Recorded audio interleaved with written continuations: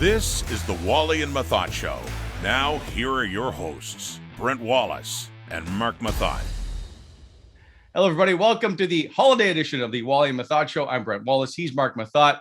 This show brought to you by BEI, Bonnechere Excavating Inc., helping to shape the Ottawa Valley. And a reminder, if you see their snowplows out on the highways as they try to keep us all safe and keep the roads clear, just to use caution and travel safely through the holiday season. Meth, speaking of holiday season, it would appear you didn't get the memo on the dress up for the sweaters. No, I don't want to be pinned as like the Grinch here by any means. Yeah, I don't really have any warm woolly sweaters, Wally, like you do. Like I've seen your corn dog sweater that you put on this morning. You look like a complete dork, but it gets hot, man. Like if I wear something like that, I'm going to be in a full sweat here and I'll be uncomfortable. And then my performance goes way down. I think that this might not be flame retardant. Like this might go up like a Christmas tree if anything were to happen to this. It's hot. You're highly combustible, like a little excuse of a tree beside you. But see, this all fits into the whole look. For those who are listening on a podcast, it's a bright red sweater. It's beautiful. It says reindeer down the front. Think of the New York Rangers from top to the bottom. It's got number 9 on the sleeves and Rudolph on the back, like a hockey sweater. This thing is mint. Did you actively, Wally, hang on. Did you actively go out and buy that yourself? Like, did you buy that online and think, I nailed it, this is a good idea? Well, no question. If you see the sweater, it's beautiful. But here's the thing. So for the last 5 years, I think we did a TSN special on set at the last Sens home game. We would do what we give the players from Santa, whatever. So Bruce Garrick and I both wear holiday sweaters, and I would spend, I don't know, like a month looking for a holiday sweater online, which kind of had a hockey theme. So this is another one I've got, which complete accident because we moved the show, was I bought one that looks like the Minnesota Wild jerseys. And it says like the North Pole Elves, and it's got captain and number 11 on it, which Zach Parise was the captain. He was number 11 and Minnesota was in town. So everybody thought, oh, you're cheering for the Minnesota Wild tonight. I'm like, it's just a sweater, folks. Anyway. We should get on with this because I'm going to sweat. I'm going to be like Frosty and be melted by the end of this show. Yep. All right. Maybe it's a good time to actually crack open a Whitewater. Coming up in the show, we do have Austin Watson stopping by. And of course, a little cameo appearance by Nick Paul through the middle of that. Craig is stopping by. Lots of holiday questions I think he's got for us. We've got some headlines coming up brought to you by sportsinteraction.com. And of course, though, Meth, our good friends at Whitewater, as you know, they came up with the 12 beers of Christmas, which have been phenomenal to go through. They're all 12. I don't know how they come up with all these flavors, but they had the 12 different ones. Today's number. Have you had 11. any of them? Have you had some of them? Today's number 11, and today is Prosecco Ho-Ho. It is a mimosa sour.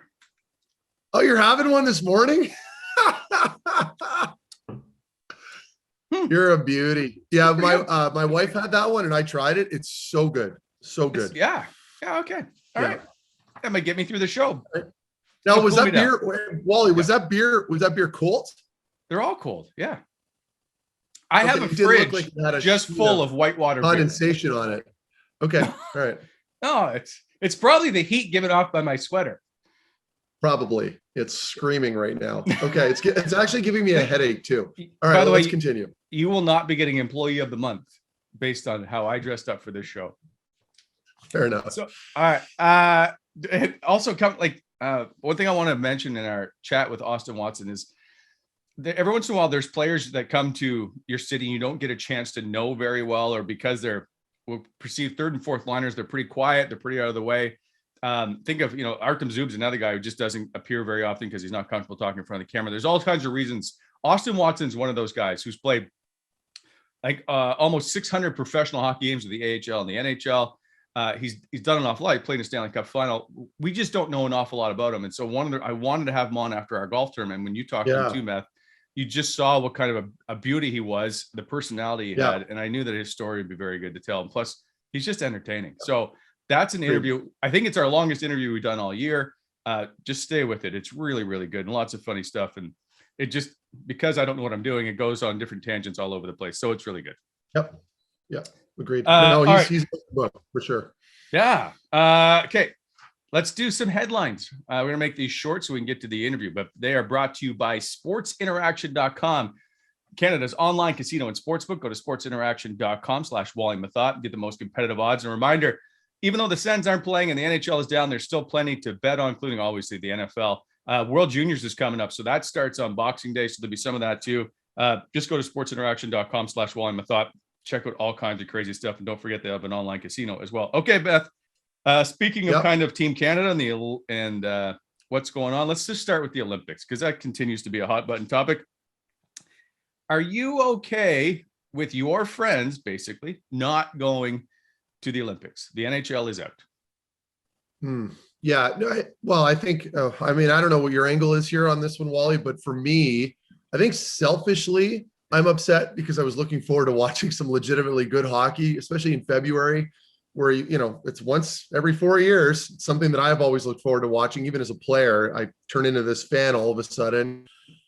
But under the circumstances and the current climate right now, I understand the decision. It makes sense. I mean, if you head over there, you're fully vaccinated and you happen to get sick and then potentially have to sit out for 3 to 5 weeks, in China, that's tough. Okay.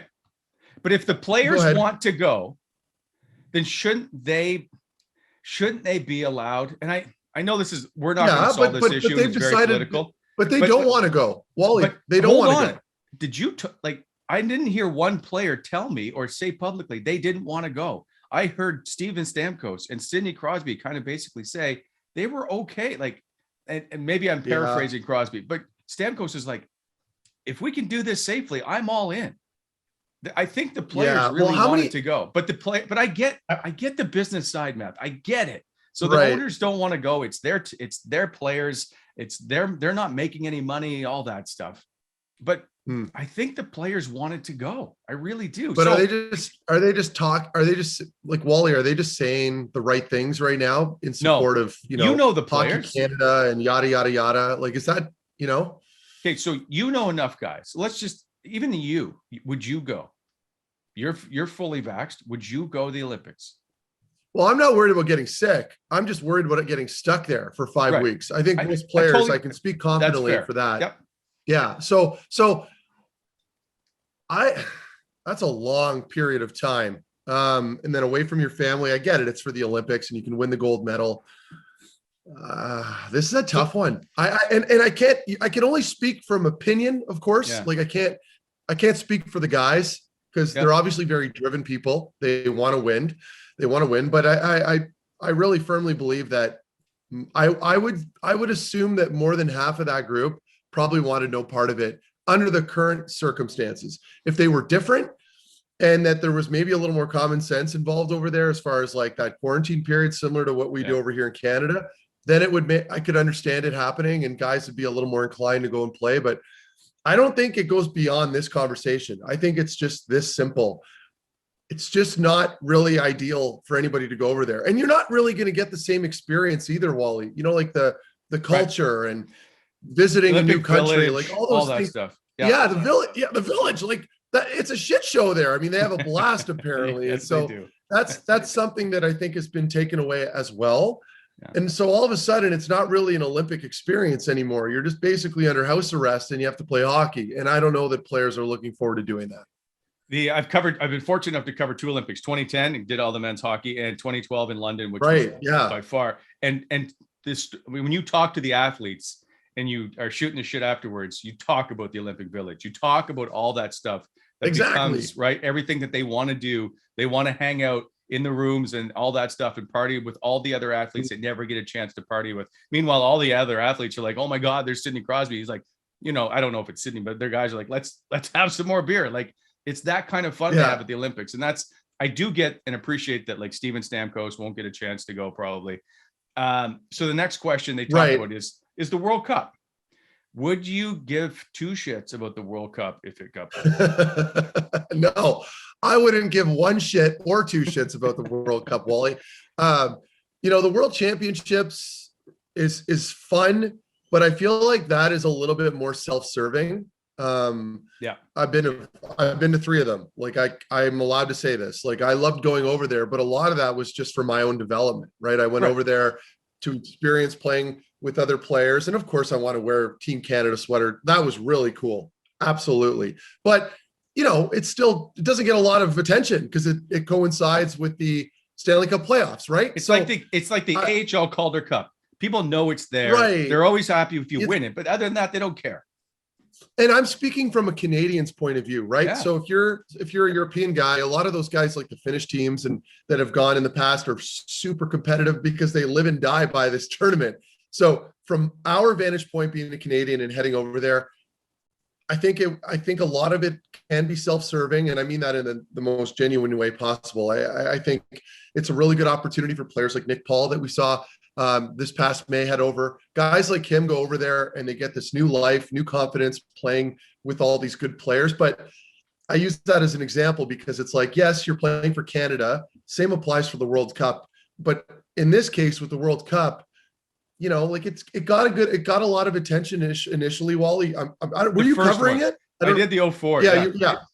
Yeah. So it's good hockey. But I mean, like right now, it would be right before the season started, and then you're risking injury, and there's so much focus now on the NHL that I don't know if players have a whole lot of time for any of that stuff other than the Olympics.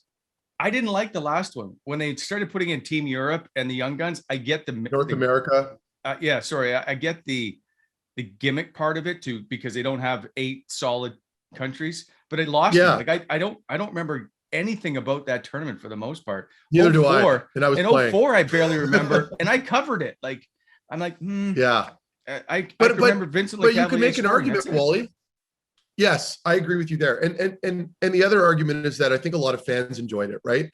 But I don't know that it got the buzz that it needed to get. But you can argue it, and I'm sure there are numbers out there backing it. So I guess my point is irrelevant at this juncture. But I think for me, you'd have to ask the players that are able to play in it. And I don't know that a whole lot of them would be too enthused. I'm just saying. And the other reason I didn't like the World Cup is that god awful 04 trophy. Do you remember that thing? That big, 4 foot high plexiglass mess. Oh my God. That thing sucked. That flat out sucked. Yeah. Anyway. Yeah. All right. I agree. It's more Team Canada stuff. And I'm going to throw this at you. I didn't bring this up before, but we're well aware. Bobby Ryan playing at the Spengler. So we thought Team Canada's out. There's obviously not that much attention probably for us on the Spengler, but now Bobby Ryan's in. I'm all in. I will now be watching all the games that the Burn selection team plays that Bobby Ryan's on, not to mention Corey Conacher's on that team, Phil Veroni, another former Ottawa Senators on that team. So it'll be interesting. Peter Regan was supposed to play in it with the original team that Bobby Ryan went over to play on. But he said, I think when they landed, 10 of the guys already developed COVID, and so they had to pull out. So that's why he's on another team. And I looked at that roster. Peter Regan was one of the guys. Anyway, I'm all excited. It's exciting. I hope he tears it up. I mean, it's an awful lot to ask for someone who hasn't played a lot of late, but I really hope he has a great tournament. No, but that's right in his wheelhouse. You know what I mean? Where a little bit bigger ice.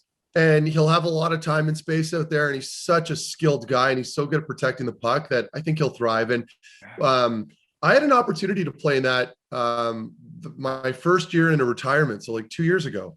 Was it 2 years ago? I don't even remember when I retired. But I was trying to get back, and I started skating because they were calling me to go over there and play for Canada. And so I was renting ice at Minto Arena like all of November and December, trying to figure things out. I'm like, okay, if I wrap my knee ever slightly this direction, and will it give me relief? But I just couldn't do it. And it wasn't worth my time because I didn't want to go over there and take up a roster spot and then be on the shelf. But it is a cool tournament. I know a lot of people kind of scoff at it. And then you've got the others that do enjoy it because, again, it coincides with another big one in that, we're talking about the World Junior Tournament. So I think for Bobby, it's going to be exciting. He gets to leave the house for a little bit, challenge himself again. And we saw him practicing some practice reps the other day. He posted that online by that, or somebody else did with the team account, and he looks good. And I've been talking to him quite a bit. He's in shape. He's been skating. We interviewed him there, a month ago, I think it was. And he was at the rink after practice, working out, getting his reps in. So I think he's going to be in game shape. I'm going to be paying attention. I encourage everybody else out there to do the same. It'll be a lot of fun. Do you think this all just comes down to the fact they moved a week after we talked to him, that he just didn't want to unpack? He's like, you know what, honey? I'm going to the Spengler Cup. In fact, Well, that's how much I don't. It's a great way to avoid it. It's a great way to avoid it, right? All responsibilities out the window. Honey, I'm gone. Sorry, I got to go to work, and he can take off. So I don't have a choice. It's a really good move, veteran move. Yeah. Well done. And anyway, good luck to Bobby. I'm gonna see if we can get him on the show at some point, perhaps next week. I know it's gonna be busy and tight, but good call. More Team Canada, World Juniors. So they've now cut back capacity to 50%. This is the first question I have for you, because this is one that's always on my mind. Same with when they did the Sens and the Leafs. When they cut the back, who's the one calling to tell the person who's got tickets to the Team Canada game? I know you've been wanting to go, but you're the one selected. Who's making that call? Oh my God, I can't imagine. That's so unfortunate. I can't imagine either. I don't know. I mean, you're looking forward to going to the tournament. I understand, by the way, what's going on, and it's very unfortunate for everybody involved. Yeah. At least, I hate saying this, but at least, if you want to be a glass half full guy, at least you still have fans in the building. There will be atmosphere. But yeah, if you're a ticket holder and you're getting, basically shunned from the event because you don't win the lottery in it, like how are they deciding who's staying? Are they just keeping the top tickets involved, like the people that have the lower bowl seats, and then everybody else? I have no idea. All the peasants apparently don't get to go now. Well, that's not fair. I don't know how it works. Like, I don't know if they just look at the blocks of seats and go, well, these seats have to be empty, so it's these people, or if it's all anyway. Yeah, I don't know. Listen, for everybody involved, it's horrendous. No question. Yes, I was going to say, this isn't a situation where I'm pointing the finger at anybody in particular, because if you're Hockey Canada, obviously it's a bummer. It's not fun for the people that have to decide who can stay and who can go. So I don't even know how to comment on this. It sucks. No, I mean, it was one of those things. I just thought, like, how do you tell that person?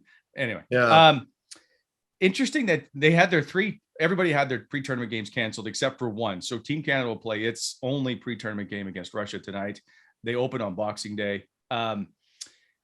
You went to the World, so this is the only reason I asked this question. You're playing on a team that you've never played on before, and you've had a couple of practices, but I think you guys played 2 or 3 pre-tournament games at the Worlds. Yep.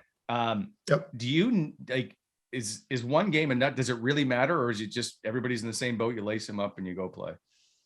Oh, that's a good question. Because my first World Championship experience, I believe it was in Finland, but we spent a week, Wally, as you know, you've covered a million of them. I spent a week in France, in Paris, for the lead up, and we played a couple exhibition games against France and Switzerland. I think we played 3 games, believe it or not. I could be wrong, which really, when I look back now, that's a lot of hockey played in that whole month, right? And then you have that extended round robin that goes on and on. Yes. And on. It's so like, exhausting. When does this end? But no, it was, I mean, the more pre-games you can play, the more beneficial that is, right? Because you get reps with your said D partner or your line mates up front, get to kind of understand each other's tendencies a little bit. Whereas a lot of these European teams, they're in a camp for like weeks leading up to this tournament. So a lot of these players, now that applies to the World Championships. I don't know if that applies to the World Juniors so much, but the Euros had a clear-cut advantage when it came to that. Now, in this case, playing one game, the World Junior Tournament is so short, Wally, that I don't know if it gives anyone really an advantage at this point. It's a crash tournament as it is. It's not like the World Championships. So I think if you're a player, you would like to get more reps in, but you got to deal with what you have. Canada doesn't have a lot of returning guys, right? So they have the one player in, I believe, Perfetti is the only returning player. The rest are all new. So, I mean, you're not going to get any familiarity almost across the board. Some U18s, which I think is going to really. Pardon me? They did play some U18s. Like, a lot of these guys played U18s. You're right. Together, you're right. so they're familiar. You're right. Okay. There is that. That's a really good point. So yeah, they do have some familiarity there, I guess, but nothing recent. And but some really good players to watch. I'm looking forward to it. I'm looking forward to seeing what Owen Power can do. I'm looking forward to seeing McTavish, Connor Bedard. Those are all guys, the guys that are maybe a little more popular in the media. I'll be paying attention to and seeing what they can do. But that Bedard is intriguing to me at that age. Any young player that ever gets into that tournament, we saw it with Crosby in the World Juniors for my year. I didn't play, but my age group, to see what they're able to do with these older, more physical, experienced guys is always a cool thing to watch. So I'll be keeping my eyes peeled for that. You talked about players to watch. Just for the Sens, they got 5 prospects there. Levi Marilainen and Robbie Arvente for Team Finland, Tyler Klevin and Jake Sanderson, the captain of Team USA, and Ridley Gregg for Canada. All guys to keep an eye on as you How cool is that? Yeah, and watch these. Like there's one team, now I can't remember, who's got Carolina has 10 prospects at this thing. Like that's insane. That's a lot to pay attention to. But how about like, so finally I get an opportunity to watch Klevin and Sanderson. Like I haven't seen, I don't sit at home and flick on the TV and watch NCAA games. I've got better things to do, but I am excited to see them during the World Juniors here. Like, so you're going to see them play against some legitimate players in a more professional style, NHL style environment. To see Sanderson captaining, now he's got the captaincy for Team USA's well over a point a game, I believe, this season so far, right? And it's like the first guy in the last 15 to 20 years to do it as a defenseman. So I'm pumped. I want to see what these guys can do. I think Sens fans are lucky. We're fortunate to be able to watch now and see what some of these big prospects are going to be able to do on a world stage. I'm going to make this a little longer. I apologize, but you brought up World Championships and you get to play these exhibition games. This was my favorite part of the World Championships because you go, yeah, we went to Paris and then we went to Switzerland before we went to Finland. So one year we did training camp in Paris. So you're there for, I think, 7 days, played a couple of games, then went to Prague for 3 days to play. And then you went off to, we went to Slovakia for the tournament. That was my first one. That was the one that I was there for, Wally. Like you're in Paris just chilling. I know. The Prague thing was cool too, eh? Like, so that was my first time in Prague. And Yager was actually playing with Czech, but I think the Czechs were also in Prague. There was like a 3-way exhibition game thing going on between us, Slovakia, and the Czech Republic. And but that old clock, eh? Like how cool was that? Yeah. That how was it 500 years old or whatever it is? Yeah, that church at the top of the whole thing. Like it was beautiful. But the best part, I don't have it. So you know those, I don't know what they're called. They're Russian nesting dolls. So I have a set of Sens because I went into one little place in Prague where there's all this rip-off, illegally sold stuff. And they've got all the NFL teams. I've got Jason Spezza, Mike Fisher, which is Fischer. Alexei Kovalev, Philip Kuba, and I think Alfredson are the 5 guys. I'm like, I'm like, there's Spezza wanted to buy it from me. I'm like, no, I'm not selling this. No chance. Anyway, you always get these random memories, eh? Like the one thing that stands out for me was playing overseas for my first time. Is for going over there. That was my first time overseas ever, let alone just for hockey. Really? Eh? We had sparkling. I know I've told the story before, but I can't get it out of my mind. We didn't have regular water in the room.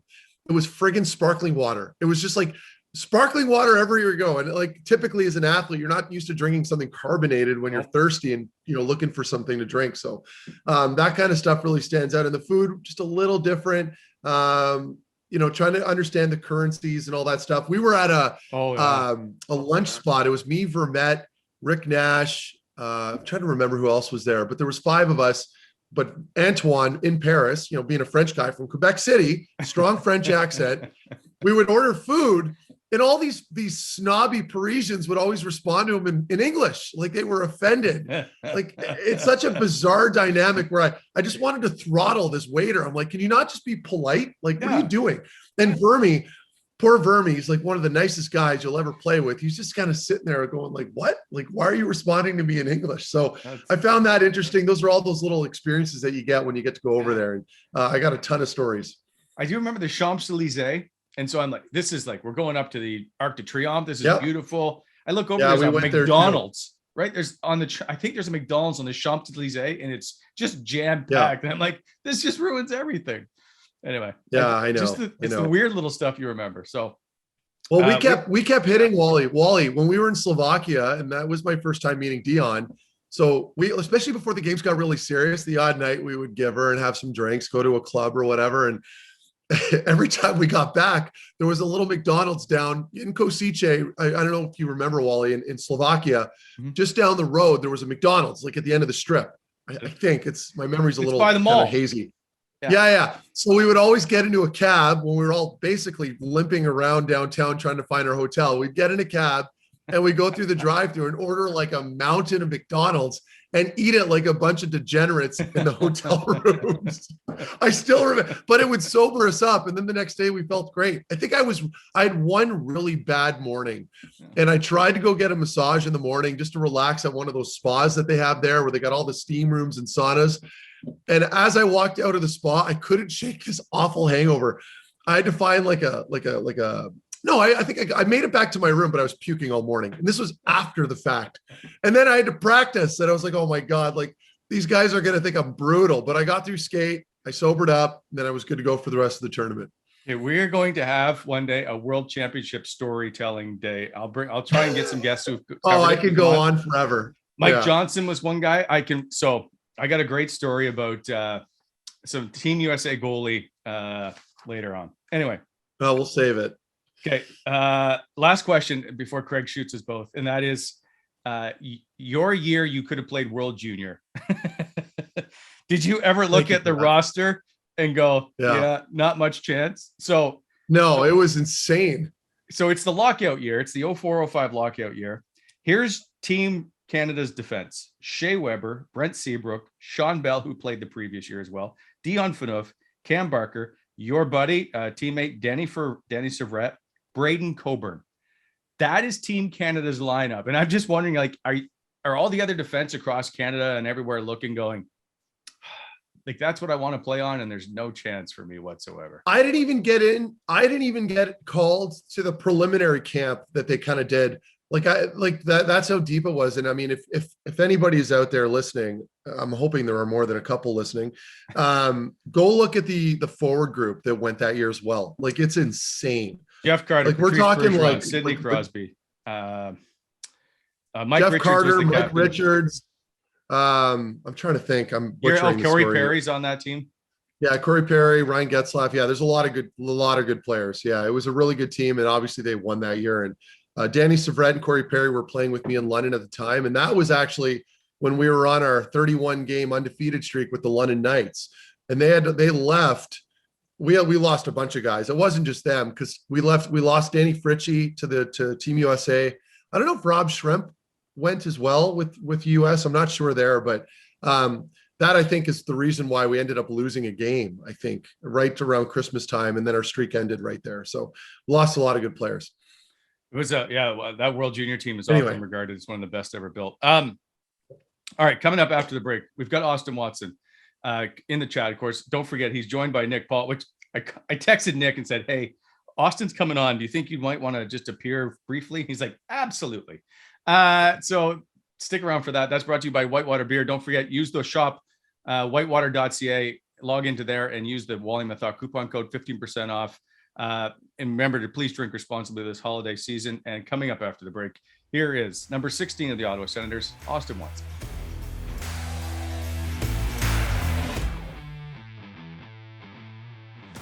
All right, welcome back to the Wally and Methot Show. Pleased now to be joined in the Whitewater chat. Number 16 on the Ottawa Senators, Austin Watson. Austin, how are you, sir? I'm doing great, guys. How are you guys doing? Good. I mean, okay, so let's just get through the COVID stuff right now. Your team is back into kind of COVID protocols.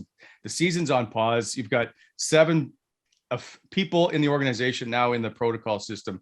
Like, what is it like around this team right now? I know you're not around them, but just with the organization and all you've gone through. Yeah, I mean, I think we're well versed to deal with it. We had it earlier in the year. We're probably a little bit better off than a lot of teams, just because we got 10 or 12 guys that previously had gotten COVID. Kind of built up that super immunity to vaccinated plus getting the virus. So it's tough right now. And it just kind of is what it is. It's something that we're dealing with. I think guys are taking it pretty well in stride. It's tough during the holidays. I'm glad they kind of, I've heard kind of both sides of putting the season on pause. It's, for the players, the staff, everybody working around the rink, it'd be really tough to come down with COVID right now. So I'm happy they did kind of give us a little bit of a break, if not for us, but all the people working at the rinks and, front office staff, everybody wants to be home with their family during Christmas, and nobody wants to deal with that. So, it's kind of, I don't want to say nice of them to give us a little bit of a break, but it was a bit of a break. So we'll take it. Did anybody get hammered with it pretty hard, Watts, or what? Early, yeah. Myself, Formy got it pretty good, I believe. A lot of other guys were just a lot of the cold symptoms, but hockey players too. I don't know if guys let on as much as they had it, because we were god awful coming back. That's guys, we remember. And wouldn't even say we weren't playing all that. I don't think we played all that bad, but guys had no breath. You lost your legs early. I don't think I was even playing over 10 minutes a game. I don't even think they would let me out there. You're dying, man. Just sit on the bench. It's good to hear. Yeah. So were you guys disappointed? You became the guinea pigs, you and the New York Islanders, that they didn't, I know this is a touchy subject, but that they didn't cancel your game sooner, that they made you guys try and play through this with 10 guys out of the lineup, it seemed like. Yeah. I think from a competitiveness standpoint, I think you could say that, it would have been nice to kind of shut it down a little bit earlier. But then again, you're right. We were the first, us and the Islanders, a little bit of, San Jose had it as well, but kind of the first team to watch it just go so quickly through the team. Yeah. And I don't think anybody really expected that. What do we have? One player unvaccinated in the league. So you kind of expected a little bit of, a little bit of kind of pushback from our bodies and the vaccine, but we got it just so quickly. Everybody kept coming down with it. So I think the league and the players did the best that we could with it. Now we know more. We know how quickly it's kind of spreading through the teams, and they're able to identify it. It's unfortunate that we had to lose 3, 4, 5 games, with not an optimal lineup, but those are things that there's not a ton of control over. And it just is what it is. So Watts, you guys come around, you struggle in November, and then all of a sudden, the light switch goes on and you guys have a terrific month here right behind you, which is to me why this pause probably wasn't great timing for the team, right? I think I know I can understand if when everyone's getting COVID, you got to shut it down, but what changed everything? What turned this around? Well, I think, it's tough when you put 2 years together like we did. Last year was just so different. We struggled out of the gates last year as well, but after that, I don't know whether it was sometime around February, we had one of the better records in the NHL. And I think coming back in, there's, you gain confidence from that, but you also kind of, for lack of the coaching staff reiterating that, how hard it is to win in the league, but you kind of take a step back. You think you're going good. How it is. You get on a little bit of a heater. For me, it's 1 point the night before, I start feeling good about myself. I think same here. A little bit of that happened. Yeah, right. You catch one goal, and I'm like, shit, I'm gonna go on a streak here, boys. 2's coming. But and then we get hit with COVID. So I think going through that tough stretch, though, that Carolina game, I don't know what the shots were. The stat guy was just hitting shot every time Carolina. Yeah, it was like 50 shots. That was a little aggressive. I think there might have been 36, 37 shots, not 50. Fair enough. But to come out of that game to win and go into a tough building against a really, really good team, and just realize that how hard it is to win in the NHL. You played a tough game. I don't play an overly fun, skilled game. It's not like I'm going around dancing out there. So we understand, but as a group, I don't think until that point we realized exactly how we needed to play as a team and the commitment to winning on a nightly basis. And then to go ahead and string a couple wins together and that good feeling that it creates in the room, but how hard it is. You got guys with ice bags. You got guys that are dinged up. as much as the game is changing to speed and skill and stuff like that, it's still absolutely just completely difficult to win in the league. That's just how it is. So I think we got a kind of taste of that, and we're able to kind of use that as a checkpoint a little bit, kind of go back to it. If you have a little bit of an off period, be like, hey guys, like, see how hard we work in Carolina. Like, we're not doing that right now. So let's get back to it. Right. So was there one specific moment then that you yourself and all the other leaders may have spoken up, or was it just something that kind of came organically? That's what I'm trying to figure out. Was there a meeting with Brady Tkachuk? Did Brady Tkachuk stand up after the Vancouver game and say something? Yeah, he definitely gave us a nice little whack. Especially for guys like Brady and Shabby, a lot of the guys that have been here for a long time and seen the carousel of players come in and out on, 1 year filler deals. And, just during the rebuild, it's tough. You got guys coming in and out all the time, and, you're losing way more often than you are winning. It's emotional. And definitely after that Vancouver game, Brady was pretty well fed up, as were the majority of us. But we had a good meeting in Carolina too. I think DJ's said something about it. I don't know if it was Bruce or somebody had written about it, but yeah, we had a really good meeting in Carolina in the morning, and just really broke down to basics. What is our identity as a team, and what does it take to play to that identity? It wasn't, nobody yelling at each other, no rah rah. It was just like a matter of fact, let's look in the mirror and really figure out where we're at, where we need to be at, and how do we get there. That's interesting you say that. You talked about filler deals. Did you think at all when you got traded here you might be on one of those because of all the players that have come in and out of here? Well,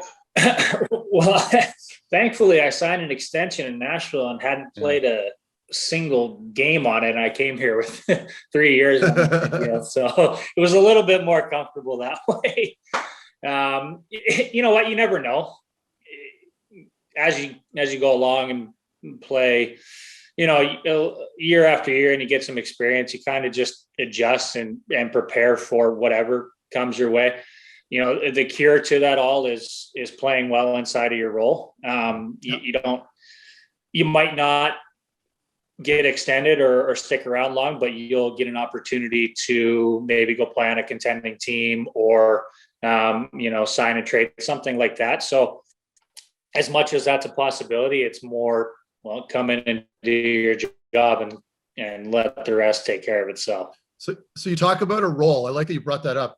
So, I played against you quite a bit. Well, not quite a bit. I think I played you a little toward the tail end of my career, but I knew you had that presence on the ice. You're tough. You're a leader, especially now in Ottawa that you're a little older, you're a veteran. The shot blocking and deliberately throwing yourself in front of shots on the PK, is that a new role that you've kind of taken on? Because every time you do it, I'm at home and I'm like cringing. I'm like, and it's great. It's admirable and it fires up the bench. I'm wondering, is that something that you've just sort of implemented, or what's going on there? No, I think I was doing that since like 08, 09 back in junior. You'd have to ask. I mean, that was penalty killing for DJ and Jonesy back then too. And the first time it really kind of came out a little bit was the Top Prospects game. We had a 5-on-3 against us, and it's an all-star game, but right, like your draft status kind of, is laying on the line there. For me, I could have gone anywhere from middle of the first round to like the fourth round. Who knows? Yeah. I was kind of one of those, like, maybe not guys. We had a 5-on-3, and I remember Taylor Hall getting asked by Don Cherry was our coach, like, who get kill us penalty and Halls? He's like, Waddy will do it. I broke my ankle blocking like 2 shots in that game. And I'd just been traded to Peterborough. I came back. I like talk about stats. I'm going to start throwing my offensive stats out there since they're not really around right now. I think I had like 19 points in 7 games after injury. And then it was just like, a cool trend upwards from there. But that was kind of the first time that I really gained any notoriety for blocking shots. And then Nashville's not a huge national hockey market. So if you were to watch games there, you'd probably see that as well. But unfortunate, little bit of broke my ankle there in preseason, broke my thumb last year, kind of two really freak things. There's not much you can do about broken bones, but up until that time, hadn't dealt with any injury because of it either. So hopefully that was just, I broke those two and then I got COVID. So they say comes in threes, right? So hopefully I'm all right. It, by the way, is it the same ankle that you dealt with the injury this year? No, it was kind of both. I broke it in the preseason in Montreal, finished the game, and we kind of thought it was just a sprain, which it was, but there was also a fracture, medial malleolus, whatever the ankle bone is. So it was kind of twofold a little bit, which was unfortunate. Bone healed very quickly. I probably came back a little later than I would have liked. They were, between the medical staff and the coaches, I think, looking out for me because just go, put the skate on. It's time. Let's do it. So they're I think they're a little bit cautious with me. It was about 3.5 weeks. So I'll live with it. It was still under timeline. By the way, Austin Watson is our guest. We've been trying to get you on since our golf tournament, which you graciously came to and played with, and with Nick Paul and Drake Batherson and Chris Neal. So I've been waiting for you to get healthy, get healed, have the team back and playing better hockey again. So one of the things we always do is we bring a guest on. We have Pearls of Wisdom, which is brought to you by sportsinteraction.com. Pearls is the guy in the truck in the TSM broadcast. He finds out interesting notes. And so here's a few notes we picked up on you. Of course, 18th overall pick in the 2010 draft by Nashville. That's the highest, or tied for the highest ever player born in Ann Arbor, Michigan, by the way. Ian Cole drafted 18th overall in 2007. One career hat trick that was scored against Anaheim, as I'm sure you're aware of. 10 shifts it took you to score your first goal with the Sens on January the 15th versus Toronto, first shot, first game. And 106 hits in the 2017 playoffs with Nashville, which was the second most that year by Mark Methot, who had 80. So there, Matt, just trying to get you into the show as well. You know what it was? Hey, I remember. It's funny. I remember that. Extra 6 I was games chasing that we got to play. Yeah. And by the way, don't remind me, man. 2 of your 5 goals have been scored by Nick. 2 of your 5 goals with Ottawa have been assisted by Nick Paul, your first and your last. And just so happens, we have a special guest arriving onto the scene. Oh, Christ. Here we go. Nick wanted to come on just to say hi. He missed you. No. Merry Christmas. No. Holy. Waddy, this is my interview, buddy. What are you doing? I think they invited me first, dude. I don't know. The two of you were shopping at Canadian Tire. I didn't know if you were, if you had missed each other since that little segment you did, which was very good. So I thought we'd set it up to see the two of you say hi. Paul, yeah, no, I drove what's past that? his house this morning, laid the horn, and gave a little wave. Just checking in on him. Where are you okay. sitting right now? What's that background? Is that like plexiglass? Right? Oh, wow. The estate. Yeah, Good it's a for you. staircase. Yeah. You're living. Okay. Yeah. Just checking. Feet are up. All right. Well, we still haven't talked about Watson's background, by the way, which is a beautiful painting. It's nice, right? It's beautiful. Yeah, I love it. Yeah. I think my wife would be excited that it showed up on here. She wanted to, when she got it, she was like, let's put it upstairs. I'm like, but it's mine and the basement's kind of my area. I wanted it down here. Nobody will see it. So now everybody. Where'd you get will that? see it. Did you give Brahmer a Sharpie? Here we go. This is what I deal with on a daily basis. So I'm just shocked. Like, Nick, do you not have your world championship medal around? Yeah, it's somewhere. Guys, if he pulls this thing out, like, I might have to leave. I've heard enough. This is what I've heard. So is it true, Nick, that you would use your medal as a ball marker at the golf course? Where'd you hear this? I can't. Sources. It's only when I birdie. So about 2 times a year. Only. Unbelievable. Now, I've seen it one time. It was pretty impressive. You two seem to be pretty close in a pretty short period of time. I think now that both of you are kind of playing on the same line together, do you enjoy being line mates and hanging out with one another? I'll let Waddy answer that. Do I enjoy it? Depends. No, you know what? When I came here, it was tough with COVID, not being able to kind of, go on the road, have dinner with guys, do kind of the normal stuff. But at the same time, you spend a lot of time together, kind of cooped up in the hotels. And, I think Paulie and I relate a lot to each other in a hockey sense, just because it hasn't always been easy. It hasn't always gone our way. I know Paulie's story is pretty documented here in Ottawa. Taking a few years, a couple of trips on waivers to really break through and become the player that he is today. And, for me, it wasn't, definitely hasn't been peachy all the time either. I think like 3 full years in the minors. I went to rehab and then was put on waivers, that same year when I came back.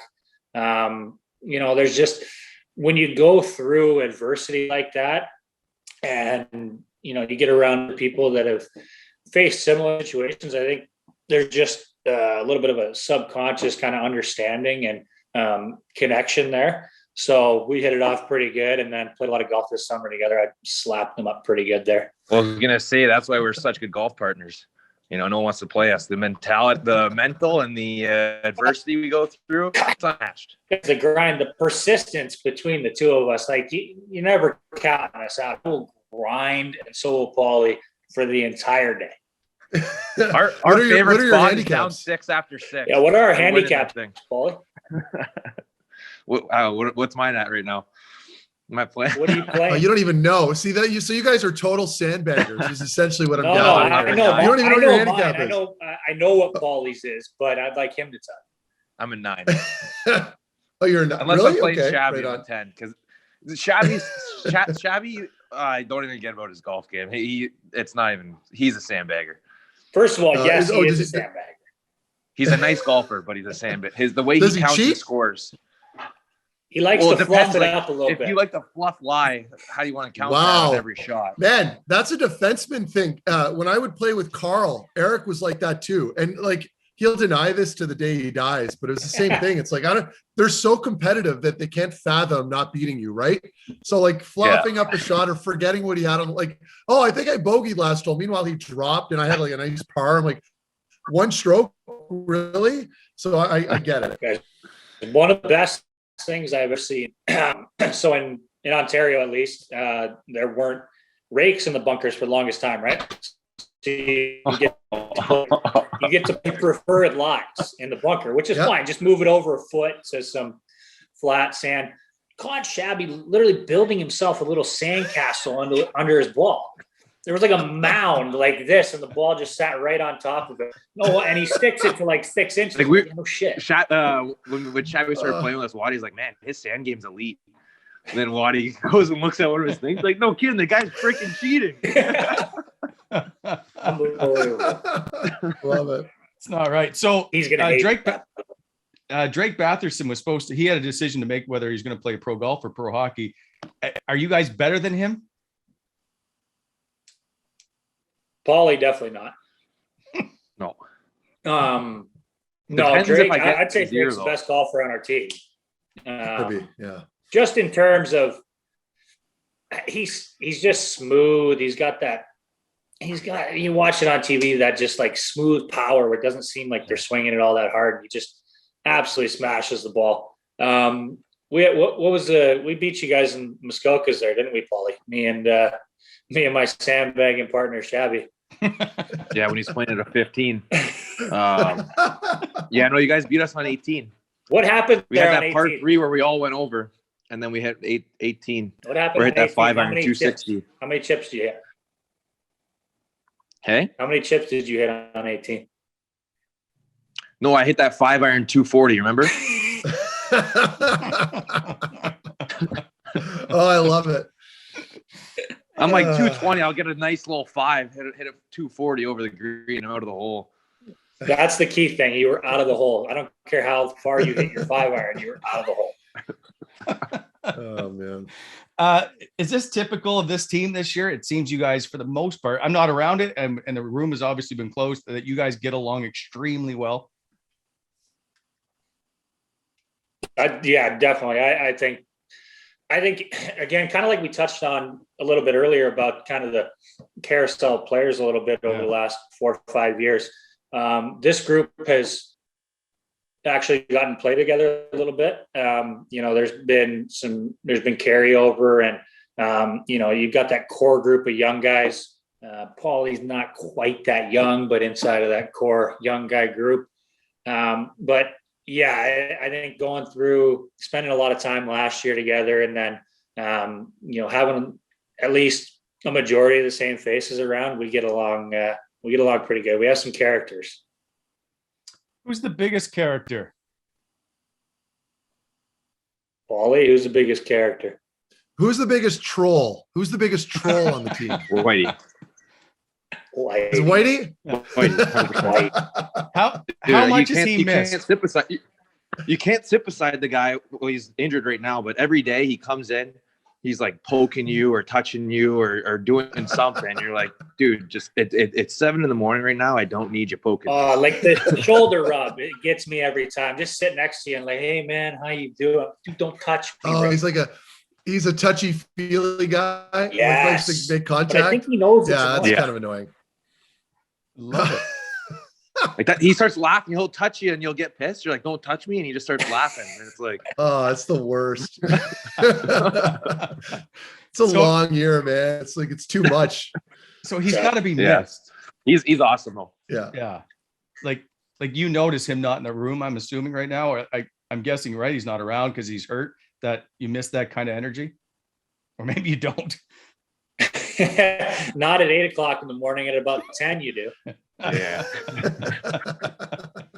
Okay, Paulie, I told you we wouldn't keep you long here, but while I got you both, I'm going to ask you guys. You're going to hand out Christmas gifts. It's a couple days before Christmas. If you were to get Artem Zub something, what would it be? Oh. Good question. I'm curious. Artem Zub? Yeah. Oh, maybe like one of those. He talks Russian into the machine and it translates English. Maybe like a phone. He's gotten a lot better this year. Yeah. Though Does he he tell has jokes? done that. A little bit, yeah, here and there. You got to catch him at the right time. Yeah. So Like, he's very serious. What does he do? Like, what does he do when he's not at the rink? Like, I feel like he's some Russian spy or something. Like, he's such a mysterious dude. He's always at the rink, though. I've never seen anyone work on their game like. No kidding. After the practice, he gets the gloves on and stick handles and shoots pucks. Like, I wonder what time he leaves the rink at. Like, he's always there working. Like in the shooting area in the gym or on the ice? On the shooting, both. Everywhere. Everywhere. Really? Like, every time you see him, he's walking around, gym clothes on with gloves, hockey gloves. Okay. Works on the craft. What would you get Drake Batherson?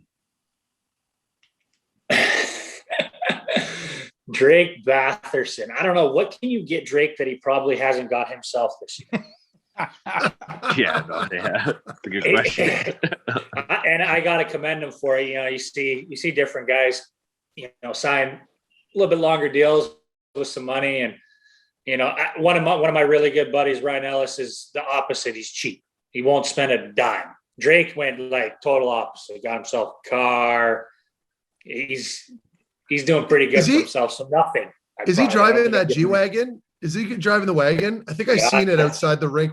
I saw him at the under 18 game. That car is sick. Unreal. The gray one. It's like the gray one. Yeah. Yeah, that's okay. his. So he spends it. Oh yeah, he's treated himself this year. I appreciate it. I think he's been in the market for a timepiece though, so maybe I could help him get that. I'm not gonna buy it for him. How much money? Like, so when you guys put money up on the board, how much do you guys remember? How much you put up after you signed that deal?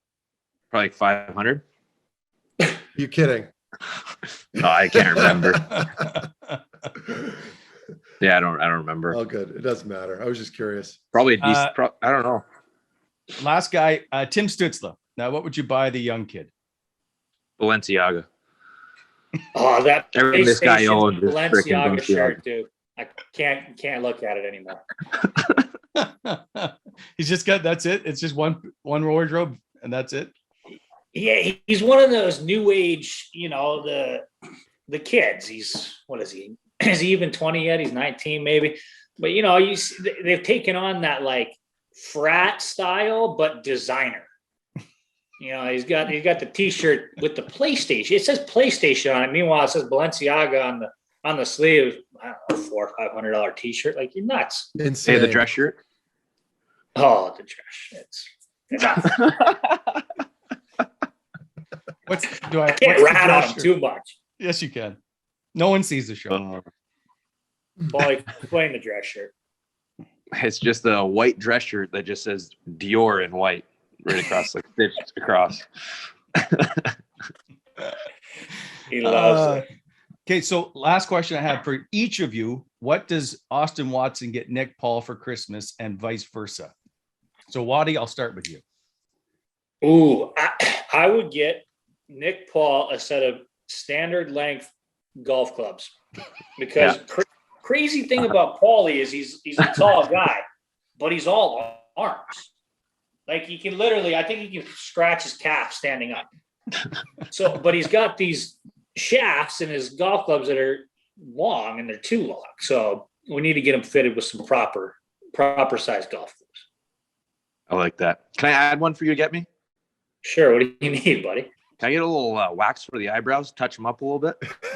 I will say this, Jen, my wife is I shouldn't say former. She's still licensed esthetician. So if you need a little waxing done, you just let me know. Anything above the waist is good. I would have thought, Watson, you would have said shorts that fit Nick Paul in the golf course. I like it though. I like the energy that it brings. I like it's him really coming like, in. well, if we're golfing together and I'm throwing you off my game just with these massive legs of mine, just ripping through these shorts. Yeah, and I'm the guy at the country club with the tattoos and stuff like that everybody just kind of looks at when I walk in there. I'm like, yeah, I pay my dues, man. You guys just play head games with everybody. I like it. We're intimidating. Paulie, I'll let you go. I appreciate you stopping by. This is a lot of fun. So maybe we can do this again sometime. But maybe you guys can work on your basketball game in the off season because I saw that. Hey, if we go 2-on-2, we're picking you, Wally. You look way silkier than Matt. He looks like he's D's up nice, but his jumper I don't think is that well. I'll just feed you the ball. That's crazy. Between Matt's size and my just pure athletic ability, I don't think if we go up to 11 by one, we'll call it 11 by ones. I don't think you guys score more than 3 points. Oh. If we go to 11, we'll give you 5 points to start. Head start. Game will be. I'll make 3 and twos Matt's in a row. the ball. He's got to shoot from the 3-point line. Man, I played high school basketball. I've got a little bit of game, boys. Everybody doubts the big, the big lanky guy's athleticism. Like I don't. I like it. It's all good. Now it's all good. This is right in my back it up. We got to get that going. All right, I'll let you guys go. Thanks for having me on. Merry Christmas, Paul. Thanks, we'll talk Paulie. to you soon. Yeah. Merry Christmas, Paulie. All right, see you tonight, Waddy. What's tonight? Dinner. There's We're nothing. gonna have no for dinner, I hope. All right, see you guys. Yeah. There goes Nick Paul, and best friends with Austin Watson. Best buddies. But you like there is that sense now that there's been maybe a little bit more stability, a real sense of this team getting along and pulling for one another. Is it translating on the ice with the way you guys have played of late? And I know we've discussed coming out of COVID and starting to get some legs, but is there does that bond really help? Or I guess it seems like the world is against you because everybody says you're not going to finish very high. You're going to be one of the worst teams, all that stuff. Does it play a part? Absolutely. It's never fun to look at the standings or look at the press clippings. I mean, when we were, I don't know if it was a 10-game stretch where we won one game, like man, you'd have thought that we weren't going to win a game the rest of the year. Everybody down on us. Like, it's tough to see those things. So, I do think we've grown together as a group. There is that sense of, cheering guys on, being a little bit of a, positive cheerleader. Because it's very easy to get frustrated. That's the easy thing to do. The hard thing to do is, take accountability for your own game. Not try to tell guys what to do, as opposed to leading with your play and, having each other's backs. Like, that's the coaching staff's job. The coaching staff's job is to hold us, completely accountable all the time, be critical, as well as, Chucky and Shabby, you leave that to your leaders. The rest of us just get behind each other and let's push. When you came here, did DJ Smith play a part and Bob Jones, both of them you won a Memorial Cup with in Windsor in 08, 09? Did that play a factor or help with the, I guess, easing of him coming in and being familiar with these two? For 100%. And at that time, I mentioned before, signed an extension with Nashville. We had a coaching change. Things happen and work out the way that they're going to work out. But I'm not quite sure. But I'd assume I was a little bit of an untouchable at that point around the league, just with some of the difficulties that I'd had in the not so distant past there.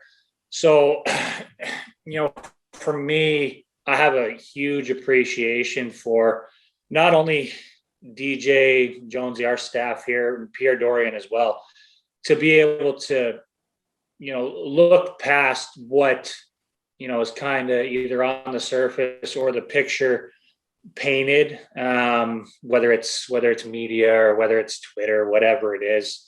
At the end of the day, headlines are headlines, and most of them are negative.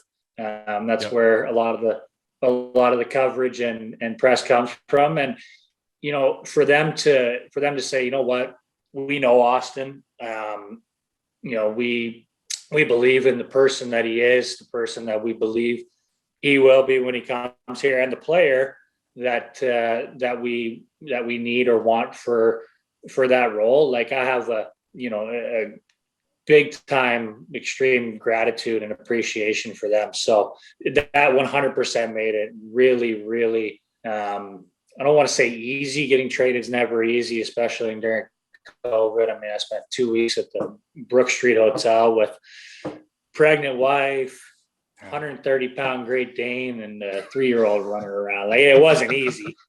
But that whole transition was awesome. I was just excited and, had a little bit of a, breath of, new life, definitely some motivation too there, but just really kind of a freshness and a lightness coming in.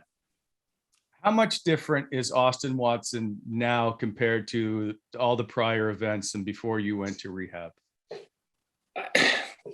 I'd say that just the inherent nature of Austin Watson is the same. I've always prided myself on being, having good manners, being kind, being caring, those sorts of things. But man, like, when you're in the throes of any addiction, you're just selfish. It's all it is. It's a ton of selfishness. What do I need right now? Why isn't it working out for me? Who's to blame for my situation and where I'm at?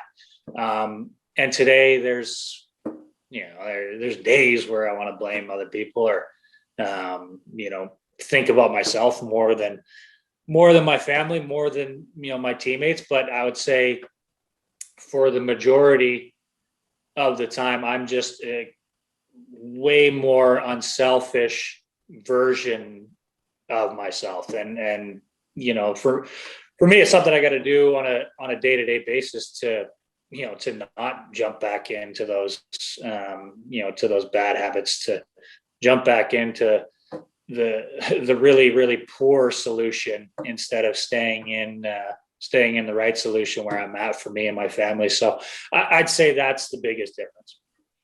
were you ever worried that you might not play again? I know you had the contract, but that there was maybe some concern. You ended up getting a 27 game suspension and got reduced, right? Yeah. Like, so yeah, how many times? I mean, big time. So when you played that first game back, which I think was November 15th, if I'm not mistaken, like, did you take that all in? Was that a moment for you?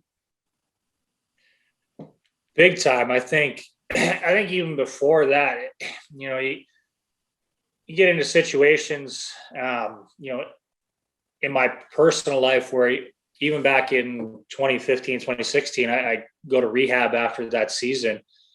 And, you know, the hardest thing to do is like, well, nothing's going to be ever the same. Like, people are going to know that, you know, I don't have it all together. Like, am I going to play again? Or are they going to have me back? All this stuff, which is completely unfounded. I think the world itself is just, you know, evolving to the point where we understand mental health, addiction, things like that a lot better. But yes, after I spent my first Father's Day in a jail cell. I mean, at that point, things aren't going very well.